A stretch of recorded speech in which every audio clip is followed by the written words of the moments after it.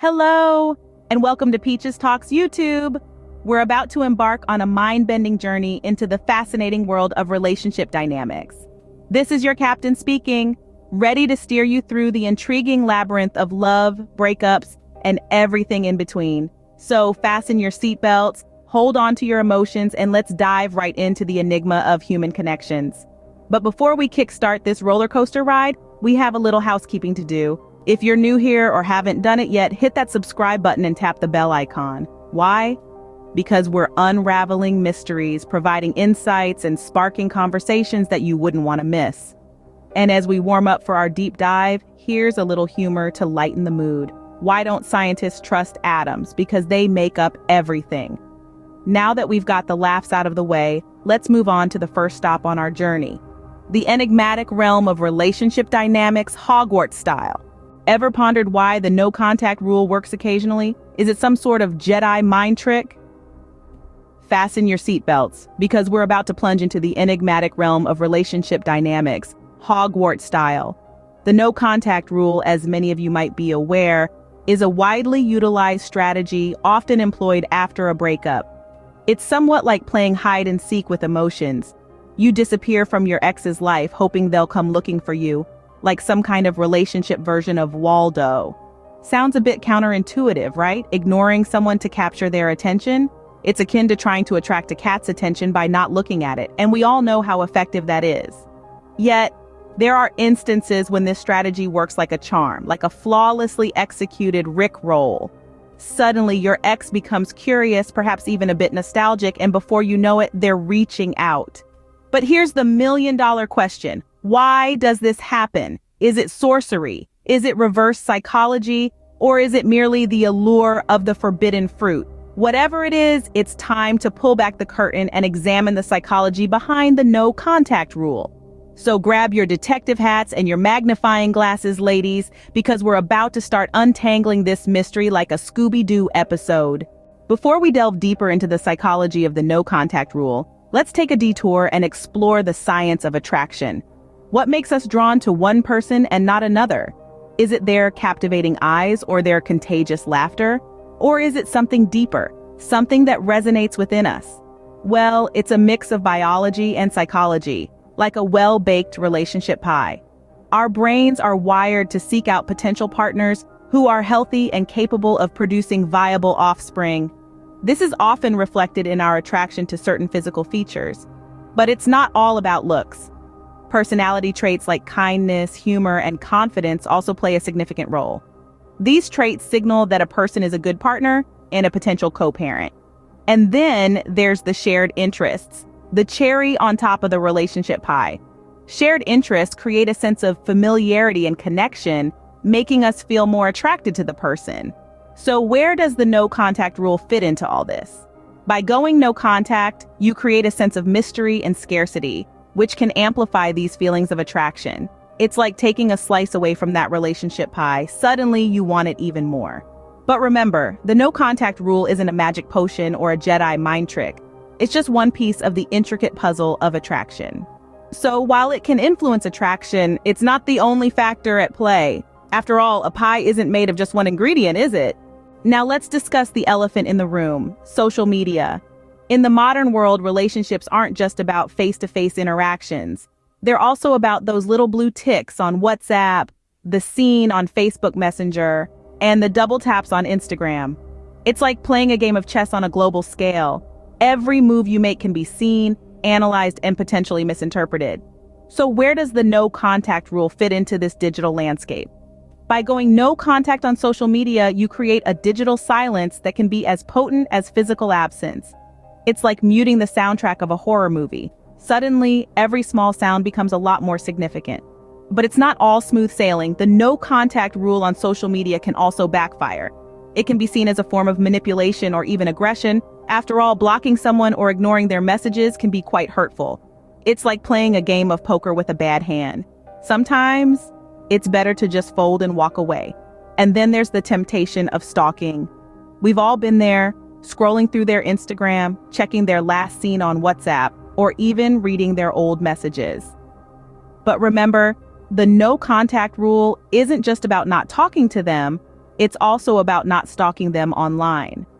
So while the no contact rule can be effective, it's important to consider the role of social media in your strategy. It's a tool, not a weapon. Use it wisely. And remember, sometimes the best move is not to play.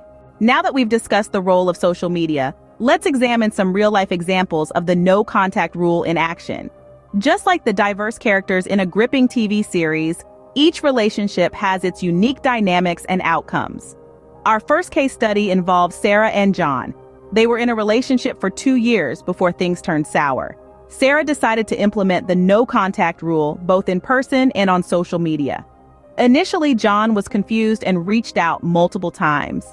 However, after a month of no response, he began to reflect on their relationship. This led to him realizing his mistakes, and ultimately, they reconciled and are now in a healthier relationship.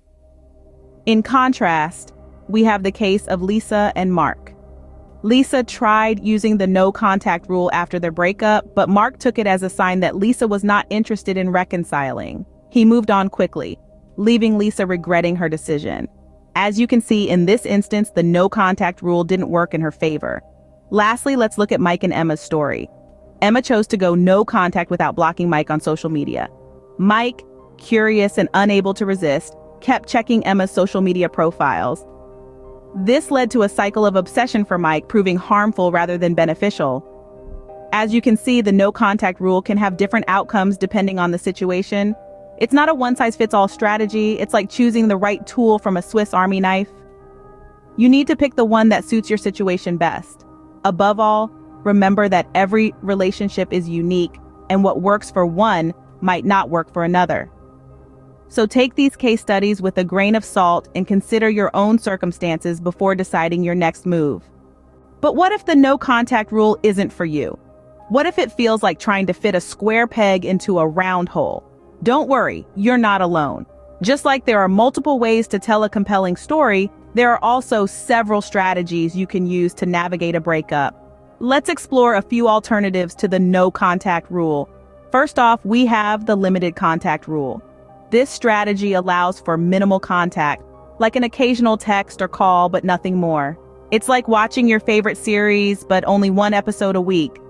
It requires discipline and patience. The upside? It can help maintain a cordial relationship while providing space for reflection. The downside? It can be challenging to manage emotions and expectations.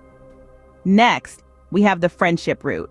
This strategy involves remaining friends after a breakup. It's like turning a thrilling action movie into a sitcom. It requires a significant shift in dynamics. The upside, it allows for a smoother transition and might help in maintaining a positive relationship. The downside, it can blur boundaries and potentially hinder moving on. Lastly, we have the clean break strategy. This is where you cut all ties, but without the intention of getting back together.